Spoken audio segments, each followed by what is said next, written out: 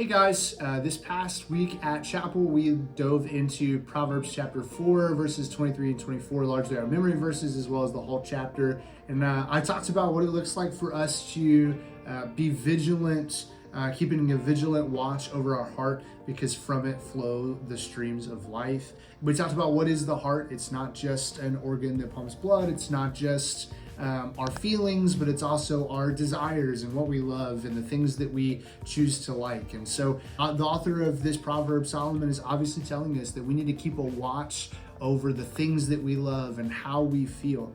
And for guys, sometimes that can be really difficult for us. We're not super in touch with our feelings. And so I challenged you with the question of, what does it look like for you to evaluate your heart, the things that you're feeling, the things that you love, so that you can ensure that what's flowing from your heart is not death, but is in fact life. And so I encourage you this week with your small groups to talk through that. What does it look like for me to keep a watch over my heart? Hey everyone, in my talk during chapel, I read the entire proverb for you, and we looked a little bit at that construction. He calls his son twice to listen. And this idea that, remember, a proverb are wise words a man may live by if he is not too arrogant as to think himself special.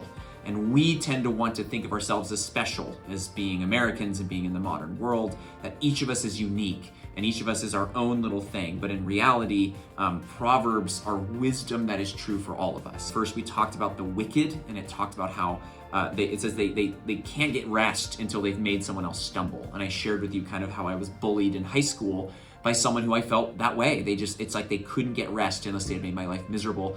And then I examined myself and called you to examine yourself about what are choices you make intentionally to make others miserable. And they're unfortunately more common than I think we would like to tell ourselves. And then finally, talking about that core memory verse of guarding your heart, how there are things that I saw, things that I did, things that I listened to in high school that still are an issue for me today in my marriage, in as I'm a dad, as I relate with people, that they absolutely made an impression on me, and it's something that I'm still working on now. So really just cautioning you, be careful what you see, be careful what you watch, be careful what you listen to, and be careful what you do.